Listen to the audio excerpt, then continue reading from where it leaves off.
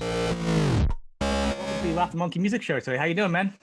Very, very well. Thank you very much. How you doing, Sean? Is that your Good. studio? Are It you- is my basement man cavey sort of family room. You're a yeah. single father, and you're kind of busy taking care of your kid, and doing homeschooling, and trying to Uh, balance work life, It's right? it's never boring. There's I get up and I start working on music, and then at some point, you got to get breakfast going, and then you got to get homeschool going, and then there's lunch or snack time, and then you got to run the kids, right? You got I know. boys, so you know getting the energy out, getting we call it getting the wiggles out by let's say 5, 6 in the evening is crucial, Yeah. and otherwise at that point in the day it's pretty unsettled. They start getting into trouble. I don't Start know how you guys not do it. I trouble, but all my kids are older. yeah. Oh, good. I feel bad. It's gotta be hard. Well, I can say for you though, because now you're not touring. You get to be with your child who's in No, kindergarten. that's a silver lining. The blessing in all of this is I was pretty busy in 2019, Hmm. and I'd be other places in the world or the country, and just wishing I could be home with my boy. Yeah. And come 2020 in March, that's all I was doing. I got to be It's with it's for yeah. 7, all the way up until now. See, it's pretty fantastic. And this is the best age. Like now, first grade, second grade, it's like, daddy, it's this and that. And then they start getting a little rambunctious to get older. I Yeah. figure by the time your kid's 11, 12, that's when you guys got to plan your double live album, your Use Your Illusion tour for 2.5 years, and then become a teenager. So you're just gone. Right. Yeah. Those are the bad years. Well, Yeah. if the universe sees fit to put us on the road for 2 years, and everything's cool, I'll gladly go. You know what I You mean? guys are in for the long haul. You guys are a classic Yeah, band. You we're guys are lifers. We've been doing this. Buckcherry's been in the game now for 20 years. I've been along for the ride for the last 15. yeah. So, yeah. You guys have some ups and downs too, like commercially. And I can tell you, man, when you guys first came out, and even before you're in band, I was like, yes, rock and roll. And Yeah. then it's some success, and then it felt like it had a dip. I'm like, no, no, no, no, no, no, no, no, no, no, no, stay, stay. So the fact that you guys have persevered and It's gone crazy. back up and I stayed, think, like Josh puts it, like, we've been this island in the music scene, and we've kind of had our own sound and music, and I think the music scene or environment kind of comes back around. It keeps circling. Like we'll get a lot of radio airplay at one point, and then it'll go around, and then it'll come around again, and hmm we get a lot of play. So what's been a constant is our live show has been pretty consistent. We have a pretty great fan base, and we've built a great touring business, and our numbers there are pretty solid. So you're like one of the few bands I've yet to see live. So hopefully, when this is over, you guys will be up in New England. Um, which you also, though, for your music, though, you guys don't. I think you guys dip your toes in different types, though. You guys, you have different styles. Like you guys are not closed-minded. Like you have Gretchen Wilson, and you guys have to, or your side project, you guys did Stray Gun War, or the remixes of the Buckcherry song of Crazy. Like you guys are not saying nope, it's just one type of music. You know. yeah, I think we've been influenced. Yeah, coming up, we were influenced by a lot of different music, anything from AC/DC and the Rolling Stones and Aerosmith, but then we also listened to Prince, and then Josh was into a lot of punk rock. Um, I got into a lot of Motown and R&B and soul. So I think that comes out, later. And I think there again, since we were already uh, kind of in our own kind of genre, that Hmm. it allows us, it affords us the opportunity to play whatever we want, you know. So if we whether we venture off and do albums under a different name, or just do acoustic versions. Um, the existing music. It all when you render it down, it's all still Buckcherry, you know. It is. I mean, I think so actually while we're on the topic, so your Spray Gun War album, Mhm.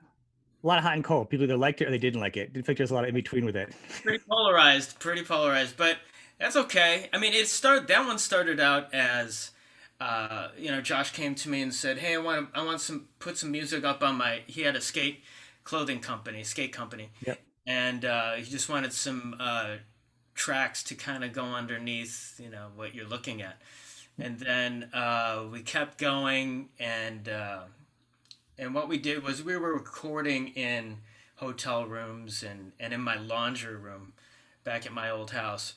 And I think we even got Tommy Lee to help out in the production duties.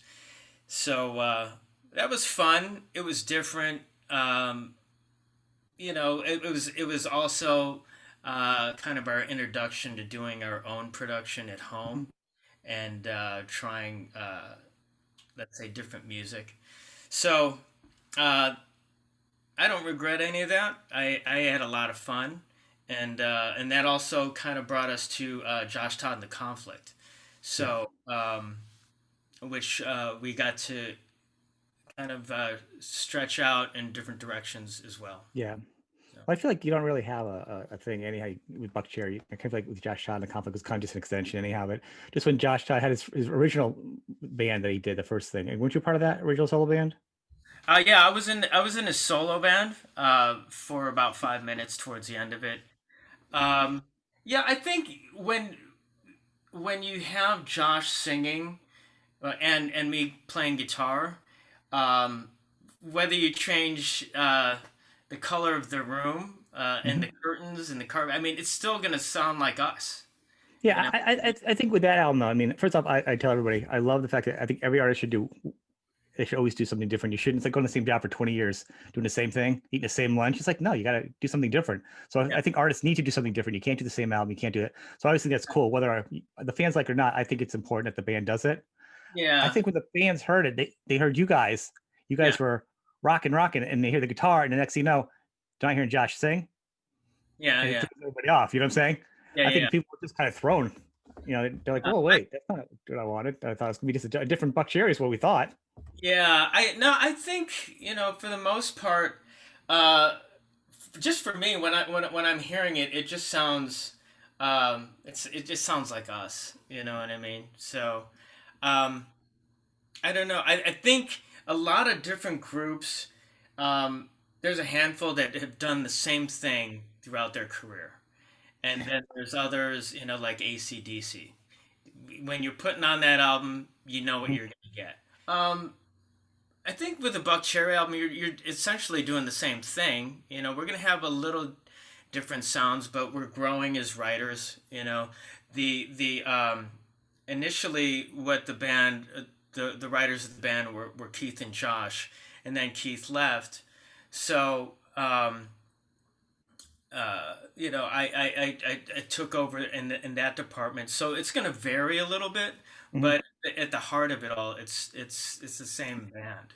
With this next one, it's the album's called Breaking Down the Barricade, and we worked on this one with Marty Fredrickson, who's like the sixth member of Aerosmith, and so there's gonna be the feel is gonna be a little bit different as well. I think it's just kind of you go down that path of songwriting and you grow, and also as a player you grow, and things change too. So like what I think is important in songs or in playing. So that's going to affect you know everything in the recording process. So you So came in for 15 at that point. So you're at the end of Josh Todd's solo thing. He yeah. pulled you in with him onto 15. At Mhm. that point, that was the band's really kind of the second wind, really, and big breakthrough. Yeah, yeah, So at that point, him and Josh and Keith were the main songwriters. yeah, You're the new guy. I mean, obviously you're not new guy, but you knew them, whatever. yeah. Were Knew you them. part of the songwriting process though? I wasn't as much as I am now. Um, I got to contribute, but it was mainly Josh and Keith then. You know, Yeah. me and Jimmy got to contribute a little bit, and throughout time, one or two songs um, per album, and or at least be in the room. You know, Hmm. we'd be like Xavier and I, and it was Jimmy, and then later Kelly. We'd contribute, like we'd be in the room as the riffs were being, Right. worked on. But the skeletons were um, formed with the two, Josh and Keith, and then I guess kind of more fleshed out with Right. the rest of the band later. The guitar. It wasn't until uh, let's say Spray Gun War where I started participating more in the whole production side and writing. You know. The solo at the end after No Regrets. That you wrote that? Yeah. That is No ridiculously regret. awesome. That's the best. That's probably like the best solo on the album. Yeah. Thanks for noticing. I, Yeah. It's song in G and Chicken Pig. I was listening. I think. A couple of years prior, I was listening to a lot of Brad Paisley, Chet Atkins, um, and I just think that there was a lot of similarities. Like if I could pull off the solo in like a major pentatonic instead of a minor pentatonic, uh, it'd be a lot of fun. And the song kind of is like a social distortion song, more and solos like that. That was really I really kind of. yeah, I'm working on producing a guy named Jack Cash right now, and that's more of in a rockabilly vein, kind of like what No Regrets is kind of like. Yeah. It's more of a rockabilly pop. Like he's in these psychobilly, um, rockabilly type groups, and he's come up in punk rock and roll, and then he came to me and said he wanted to do some solo stuff, and he played it for me, and then we just kind of came up with a sound that's more pop, and it's like maybe casting a wider net. You know what I mean? Yeah. So, but yeah, I should definitely check out some of that. There's a song called L.A. County Blues. It's very well, at least solo wise, like No Regrets. You know. Yeah. But if the numbers go down, the cases of COVID, let's say, Mhm. if the numbers go down, then we'll be able to um, kind of work backwards, well, from a release date or summer touring or spring touring. I think we've got some shows booked in February, but let's say if the numbers start going down now, then they're gonna say, well, we're gonna start booking shows for spring moving forward, Mhm. so we can and if we can tour, then we'll put out the album. Does that make sense? Yeah, So it does. we'll kind of we'll set a release date and then book a tour from there. So I think about a year, or was it a year and a half, before it all kind of the whole scene just started dissipating because shows were being canceled. And what are you gonna do? I mean, it's complaining does nothing. You know what I mean? Yeah. So, in getting proactive, like people, maybe, like there's some people that believe that, like I talked to somebody earlier today whose friend doesn't believe that there's an actual virus out there, So if there's people out there like that, not wearing masks and just kind of being irresponsible, like let's say they're, let's err on the side of like let's just, I don't know.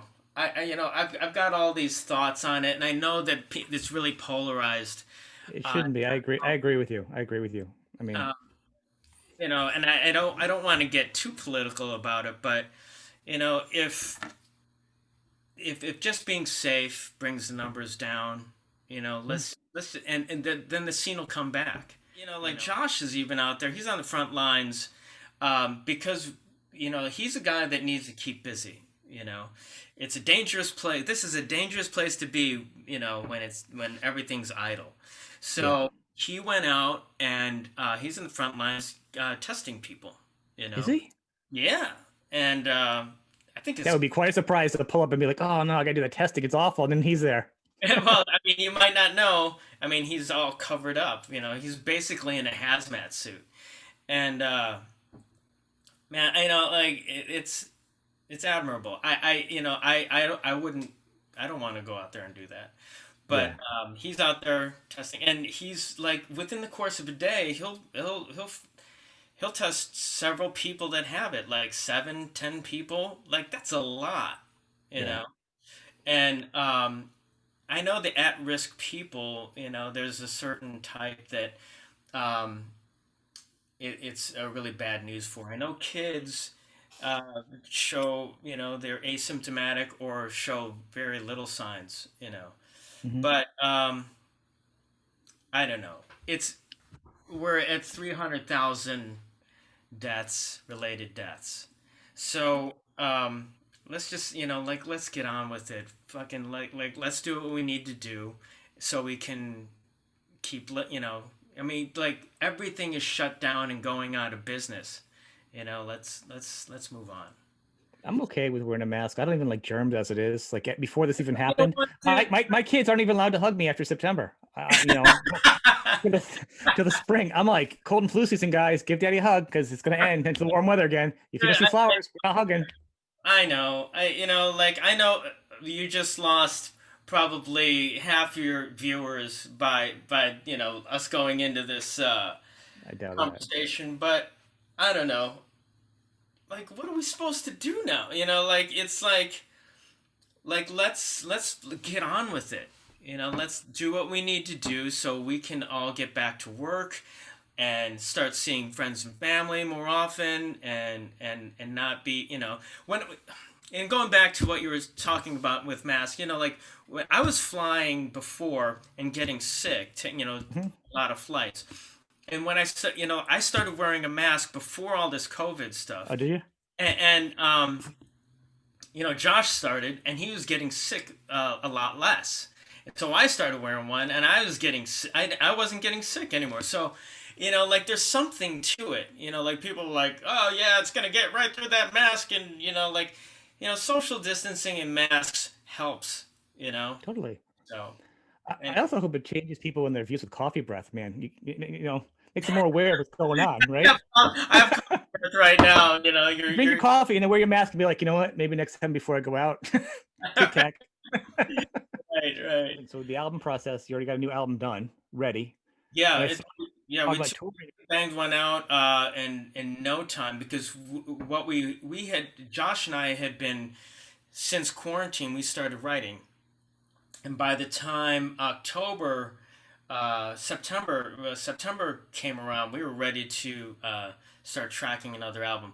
But what we did is we went to Nashville and we wrote another batch of songs with Marty Fredrickson, and we were all ready to go by October to record.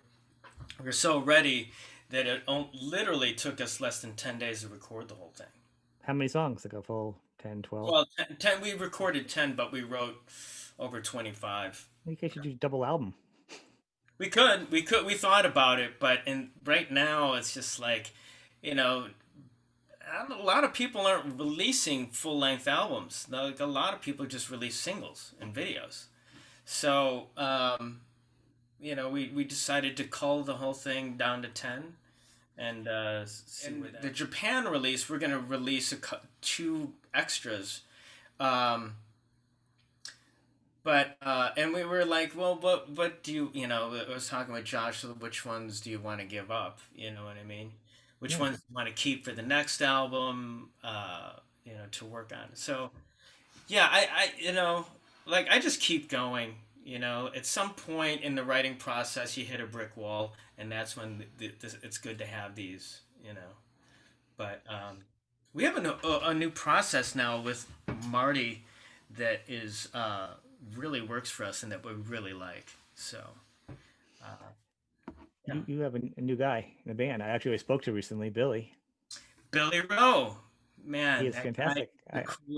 the coolest dude ever. Um, yeah, he's been around. Just like the rest of us in the band, we had all been kind of traveling in similar circles or Mhm. close knits or close circles for years since the early 90s, late 80s, early 90s. So he was in a band called Jet Boy Oh and yeah. uh, uh, had some success with them. And I remember when I got to LA, I saw them open for Guns N' Roses at this Oh legendary show. wow. And I didn't realize we were the same age. I just assumed that he was an older guy in a band. He was a grown up. He Yeah, was in the band yeah, on stage. He's a grown up. right, right. He might have a car and a license too. Yeah, and he had all the style. He had all the cool guitars. He had all the cool licks. He was Mhm. friends with all the dudes in Guns N' Roses. So, um, I think we just talked about there was a show at the Country Club that I think my old band opened. Um, But anyway, fast forward a bunch of years, he became a guitar builder, maker, Yep. your Rock and relics. rock and roll relics, and he makes an awesome guitar. And yeah, he painted this one. Um, anyway, he painted Oh this nice. and and reliced it. Uh, but anyway, fast forward. Then we've always been in touch. I'd see him at Nam show. Uh, and then right as Keith Nelson left the band, I remember giving him a call, and we were talking to several people at the time, and Kevin Rankin was one of them, and he recently over the summer we were supposed to do a show, and he kind of broke the news that he wanted to be home with his family. So I gave Billy a call back, and he's like, "Yeah, dude." I mean, he's so easygoing. He's like, No, he "Yeah, totally is. We had a so great chill." show. I was harassing him. I'm like, man, I go on YouTube. There's riffs for everything, but Feel the Shake. There's like one. I go, you need to put something up there. You need to start posting some Jet Boy riffs up online to Yeah, teach yeah. people. Yeah, he is great. He was a He's lot of fun. such a cool, and he's a great rock and roll historian. Um, and anytime I have questions about like certain pickups or wood or paint or just guitar styles, Yeah. he's like, you know, So welcome, Steve, back to the second part of our interview here. So that's why we're dressed a little differently. yeah. Welcome back. I get some time to check out. It's the same interview. I just changed because I spilled coffee on my Yeah, shirt. and it's dark out. It's been a long talk of COVID. Yeah, yeah, So welcome back to the show. So I had a chance to listen to the new album, that yeah. the preview, and it's really good. Awesome. Uh, do you guys have a title for the name? The upcoming album is called "Breaking Through the Barricade." Ah, that goes along with the song titles. Yeah. Uh, So I actually went through and gave myself some little notes to go through all the songs because okay. all right. So honest review, I think this is probably as good an album as the first one and 15. It's right up there. It's a top tier album. I don't know what's different about it. All the songs are different. I think there's a swagger to it. Here's what I think it is. Well, here. All right. Go ahead. What do you think it is? I'm thinking, yeah, you know the answer. I think the two guitars play together differently because the energy, and it's a different setup now, but they Yeah. work so well together. They complement each other Yeah. in a very like Aerosmith and the Stones and all those bands. The guitars work together. GNR, they play different things, but they work together. That's what I'm hearing on this album. Doesn't Yeah. sound like them, but it's Well, there's a couple things different on this, a few different things on this album, but yeah, I think we made a conscious effort to keep it a rock and roll album. Not that it we is. haven't in the past. We were working with Marty Fredrickson, who's kind of the sixth member of Aerosmith, uh, and has written a lot of songs for them Mhm. and a lot of other people. Um, very successful. And I just think that we Josh and I and Marty as a writing unit, we really hit a stride right away. We had written 20 some songs before we went in, Mhm. and we took some time to, since COVID was the quarantining was happening. We took some time, went to Nashville, and really crafted a bunch of songs, and we were really clear on how we wanted each song to sound. You know, so yeah, I think the guitar work. Um, I think we also wanted to keep it in the spirit of 70s Aerosmith, Yes. 70s AC/DC. You know what I mean? Uh, Maybe 70s Rolling Stones. So though it had those elements, but there's also, you know, uh, 70s Sex Pistols. You know what I mean? Yeah. So I Well, think the I, I first one think is like that. I think keeping those things in mind, we accomplished a lot. It's so good, and I couldn't put my finger on it. I think when I walked away, it's like I think it's the guitar play. I mean, Yeah, Josh, he's a good singer. He's always flawless. When he does a ballad, he sings it heartfelt. I mean, he's always spot on. So yeah, it's always as consistent. yeah, So the music's a little different in the band, and I think it's the guitar play on this one that really kind of the way it weaves back and forth on this one. yeah. Um, And as I think it's a little bit more refined this time around too. Um, I wasn't, like I wasn't crafting solos to just, to shred. I was yeah. crafting, most players in rock that are in a band that is, I think if you're not a Joe Bonamassa or somebody that gets a whole song or extended to craft and create, Hmm. uh, a lead and all that. Most guys only get 4 or 8 bars. You know what I mean? So what I did was kind of really played for the song, but like peppering in, like new licks I've learned throughout The year. the It year. it's it is good. I mean, so was Billy part of this?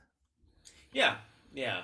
He wasn't as part of it as much as I would have liked, but he's also coming in at the 11th hour. You know Right, what I mean? which you did at one point. You were the new kid at one point with the guitar for later writing songs. I was the new kid 15 years ago. Yeah, but at one point you were the new kid coming in. The other guy was writing all the songs on guitar. Yeah. So Uh, you know what it's like. But you guys sound good together. I'm excited to see you guys play live. That's gonna be great. yeah. The album, I think there's a lot of there's a lot of I think we spent a lot of time just jamming in the garage here, mm, and it really works well together. I think we come from the same school. I think um, he covers a lot of the areas that I don't, as far yeah, as slide playing, um, and like he's really got the Joe Perry thing down. So it feels more in the pocket. You he's know, he's super in the pocket. He's super Malcolm. Um, Yeah, and he's just a rock and roll fan. He's a historian, and especially with rock and roll guitar, what I mean? yeah, he's He gets ridiculous. it, you know, and yeah, we love him. He's awesome. That's excellent. So, actually, so real quickly, what about your dates? So you still looking at those dates? You guys had a few makeup dates. They're gonna happen. Now the vaccine's going. Well, the vaccine's going, but by the time, I mean, our numbers here in California as of right now, which is January 2021, they're through the roof, and they're climbing. I guess all over the country they're through the roof. It's ridiculous. So, but in answer to your question, yes, they were canceled Oh, 3 days ago, and later that day, um, they were put back on. with a limited capacity. So I don't know So, what so that means. it means it's gonna be canceled again. Nah, I mean, I really, well, I hope not, but You guys need to work. You guys need to work. I hope so too. You guys, we all need to work. It's like let's get on with this. You know what I mean?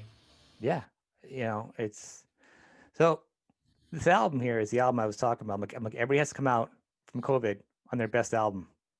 So What- congratulations, you guys are the first ones out of the gate that I've heard that has Okay, yeah, justifying the COVID album. I tell you, man. So I'll go through the steps here. Some of the tracks. All right.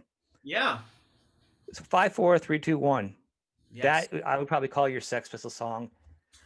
One word: supersonic. It's just crazy. The energy's crazy. It's fun. yeah. It's a high energy. Um, Marty. We were just talking about creating. But before we start a song, he just like talk about the energy, and he also said, he told me it all starts with a beat. The beat's got to be solid. So sometimes we Mhm. go into songs um, before we even address the riff. We'd spend a couple hours on just the right beat, the coolest beat. I know that sounds um, a little much, but No, actually, that was actually in my notes of some of the songs about the drumming in the rhythm in this yeah. album. Well, yeah. I mean, You feel it. we would first program, and then we would send them off to Francis and to Kelly and to Billy. And what would happen over the span of 2020, they would be getting songs one at a time, a group at a Mhm. time, and then make it their own. So we would send out the skeleton. They would give it flesh and a personality. You know what I mean? But it would all start with the beat, and that's like for a live band, that's the most important, one of the most important things. Like, Oh are yeah. people gonna dance to it? Are they gonna move to it? Does it move them? You know what I mean? So, and I think it works. Oh, Like, this album. Yeah.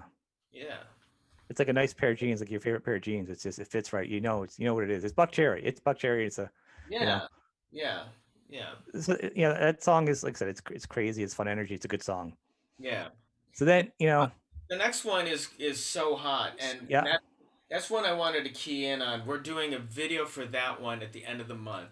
I'm Okay. here to tell you, my manager called me right before this, and he was like, "Yeah, talk about like I'm here to let you know that we're filming at the end of the month. It'll probably be released in March." Now the caveat is this all hinges on what's going on with COVID, Yeah. and when if the numbers, God willing, go down, um, then they will start booking. They will start with the release dates.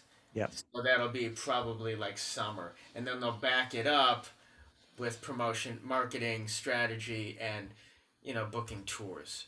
I get So, that. um, but the marketing is the marketing or promoting on social media will start in March. So that's when So Hot will be released in March. Okay. That is awesome. This is one of the songs you can do 10 songs, 10 singles. If you have to just do some of those lyric videos. I'm telling you, man. That might be. It's funny you should say that because we might be doing that. No, Because seriously. I mean, they're all standalone songs.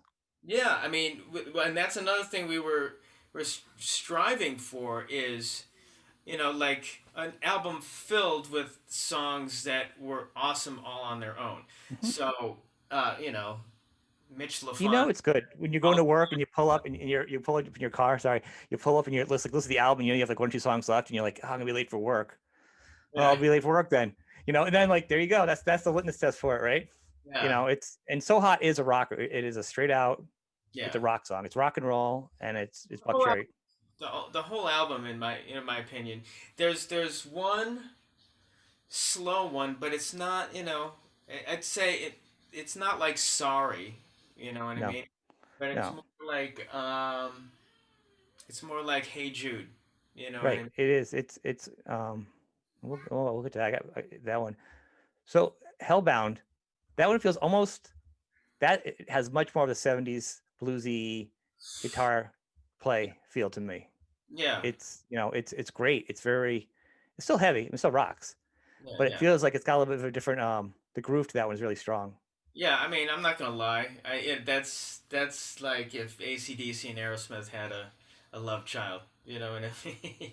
So, and Yeah, we're out. it's no, but it's good though. It doesn't sound like I said. That's the point. I mean, some bands Yeah, are just total ripoffs. If you coming from like from a guitar player standpoint, yeah.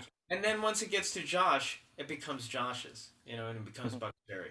No matter Well, what he sings on, it becomes that's what yes, I agree with you on that one. he's That is so his voice, identifiable, and unique. So and his voice is so strong. It is, a voice is an instrument, but his voice is like then two instruments then because, his range is so crazy.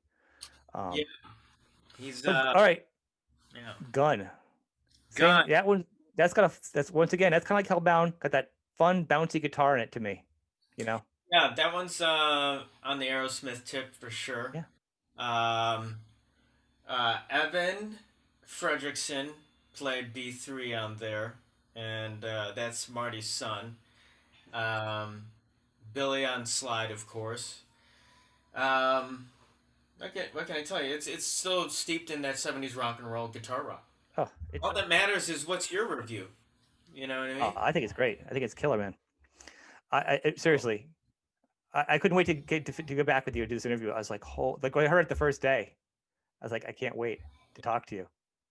Um, Awesome. so then, all right, here I come.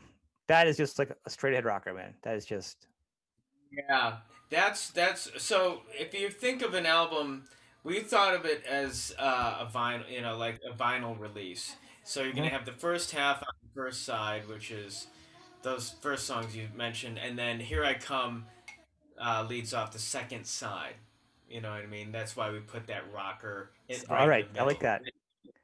Rockers usually end up as one of the first songs, but we had a few of them, so we started the second side of the vinyl with "Here I Come." That's one of my favorites.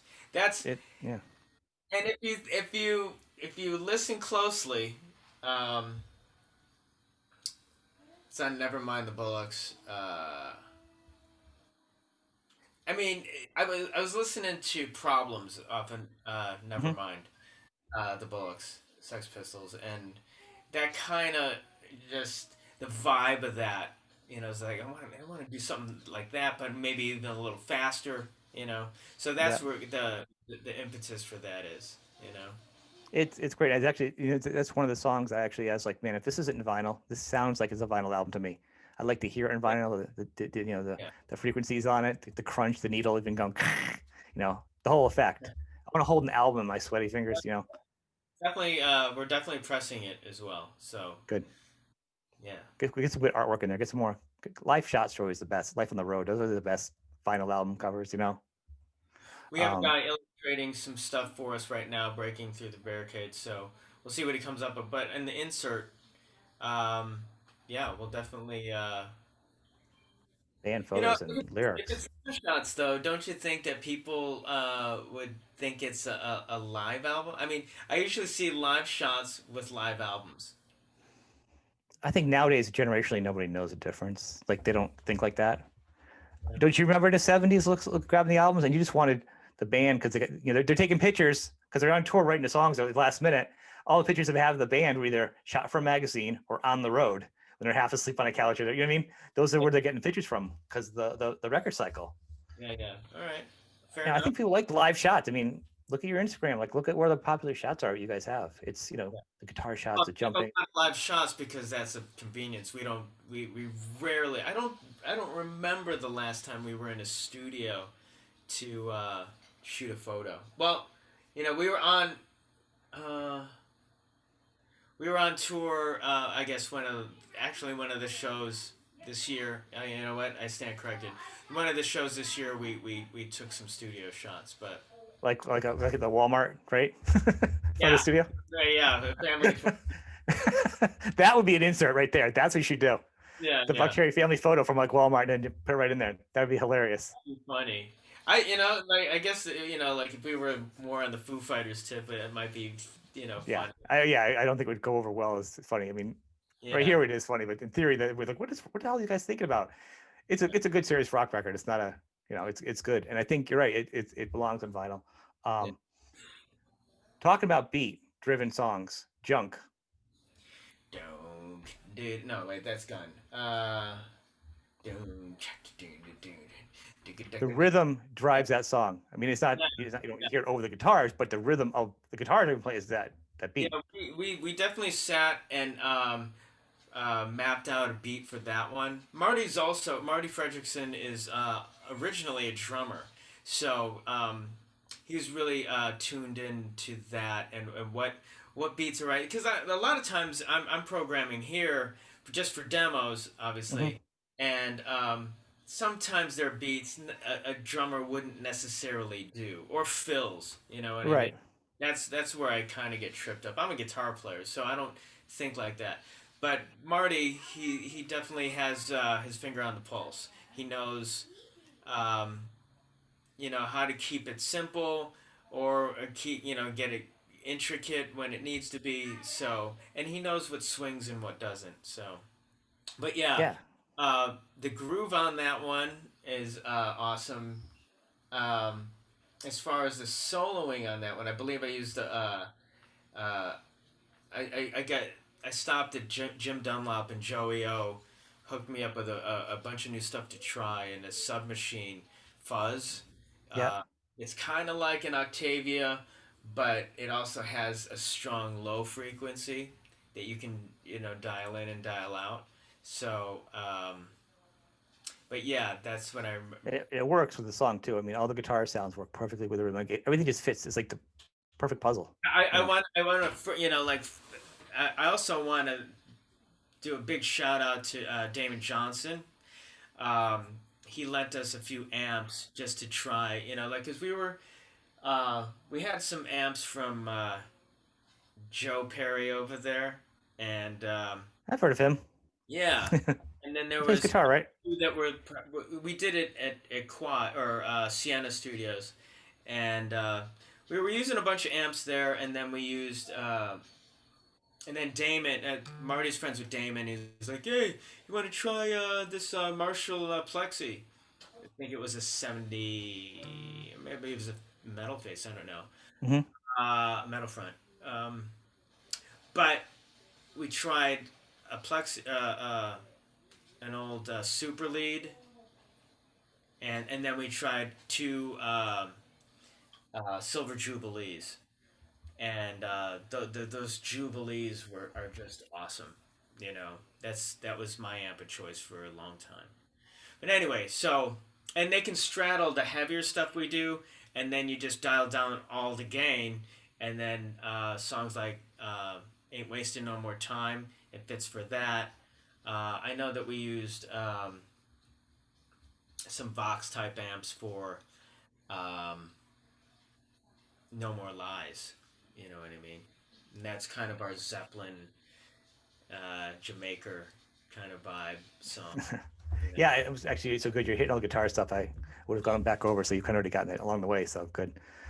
Um, Wasting No More Time. Not a ballad, No, but not a rocker. It's almost like a Southern rock, Louisiana slow cooker, I guess. I was thinking about it. I'm like, I don't even know where to put it because it's not fast. It's the jammy, not Skinner, but it's kind of got that real. no. I mean, it's a mid tempo. I'd say more adult contemporary kind of song, but it's not Oh, I adult. wouldn't say that. I wouldn't say that. But it's Don't ever say that. you know, I would say it's in the wheelhouse of Tom Petty, Neil Young, something. Yes. Yes. Okay. Yeah, I give it You know, that. this is the song where we're blatantly saying Buckcherry is getting older and getting older gracefully. You know what I mean? We're Yeah. not just trying to be the same band we were 15 years ago.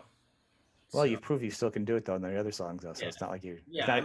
You're not. I mean, we still can do it, but we want to show range that we can grow as writers. Yeah. You know. I mean, this is as strong as your first Also, album. like I think for us, this is also part of the spectrum of music that we like. You know what I mean? Like we also, like you mentioned. in another interview about Prince and all that, Yep. and the more funky kind of influence. But this is also, we love anything from Tom Petty to Neil Young, even John Cougar. You know what I mean? Hmm. The spectrum is wide. So I get that. It's it's good. I mean, it makes the albums fun. Yeah, it's cohesive that way. The songs are different, but it's a cohesiveness. yeah. Yeah, I heard it kind of a southerny ballad type of thing, which is kind of the way I consider southern rock is kind of what I consider Tom Petty, and I like Tom Petty, so it's kind of Florida, right right? right on. The way is pretty much the ballad when you're talking about pretty Yeah, much a strong piano, strong voice, a lot of emotion in his voice. That's you, yeah. The you the the man, you the man. That was nice. what, the piano, or I'm not Yeah, singing. no, Well, no, I know that it's a piano. yeah, yeah. No, that was you. It's a good thing. No, that piano is nice. I'm the harmonica and gun, and I'm the piano in the way. Yeah. Yeah, that is. It's so good. Cool. Good job, man. Yeah, Would you would you learn that piano playing? that was written right here on the piano, right over there. Um, and I remember, like it was sometime. My dad passed in July, and it was just a late night around here, somber, and I was just kind of playing with different chords, Hmm. and I'm not a piano player, uh, but I can fake a little bit, and You did a good job here. yeah, and then it just kind of it came together pretty quickly, you know. And I've always listened to a lot of Beatles, so huge fan. So It's so good. I mean, and I hear that as being like your if we're talking singles, old school. I mean, I could see it being like probably your third or fourth song in the summertime as things open up and you guys are out about. yeah, I That's a know. good outside song for people to be singing, and Yeah, I think the schedule, the early schedule is going to be So Hot is first, Ain't yep. Wasting No More Time is second, and Hellbound is third. So I can hear that. they'll all be Yep, singles and videos. So those are great. that's what they tell me, but that could be the coffee talking. Well, maybe the way could be the fourth then. By the time it'll be, hopefully everything's be open. You know? Who knows? It's really good though. I mean, that would have been like your big, probably breakthrough ballady song on every album. I'm sure you didn't write it like as a ballad because it's not really a ballady, like the other songs. It's Yeah, just a really good. yeah. I mean, who knows? Like I know that we also didn't want to I don't know, keep doing the same things, that we did on the last few Yeah. records, you know. So, but you are who you are, you know what I mean? And we were just writing songs, and that one came out, and we loved It's good. it. You guys write some really good ballads though. I mean, slow ballady songs. You guys write really good ones. So Yeah. Well, thanks. it's good to be good at something. The last song is actually Barricade, which is we're getting a title from too. That to me is like almost like an anthem song. Like that would be a good opening song for like Yeah, to start a show with. That is just so that one's got like an arena chorus. exactly. Yeah, yeah. I hear that it's like an arena, very like a chanty sing along. Like I love it opens up. I think they're all sing along, but that one Oh, for sure, I just the vibe of it look isn't like an arena tune for sure. Um, right at the chorus, I heard. Actually visualized. I'm like that would be an opening song. Like first thing I said when I heard it, I'm like that would be. yeah, yeah. You I know, mean, and that one's got over. Like if you strip it down, that's super Beatlesy too, underneath. But mm-hmm. there's like we use big amps for that one, big drums. For the most part, we weren't going for a lot of gain like like some of the more recent albums have, or even Josh Todd and the Conflict. We used almost no gain. We wanted the school of thought was ACDC barely cracks that open. You know what I mean? If you listen to Yeah, some Aerosmith records, they're not, it's not super gainy guitar tones, and yeah. so It's kind of what we were going with. And more stuff, like you pan hard right and left, and then it gives so much more room for everything else. So The best part is this is one of those albums that sounds really good in headphones. Like it, yeah, you get really, some albums are like good and they're like, oh, you got, it's like flat. This album is really just, yeah, dynamic. sonically, definitely a headphone. You can Yeah, hear all the different things. our friend Anthony Fox, who helped out on 15, he's also still connected with Marty Fredrickson. All the while, we're going to shoot So Hot, Ain't Wasting No More Time, and Hellbound for March, April, May releases. Do all at once and lock them up. That's it. Yeah, I mean, I think since we have the time, we'll shoot those at the end of this month and next month. All Thanks, right. man. Thanks, We'll talk Sean. soon. All All right, right. bye.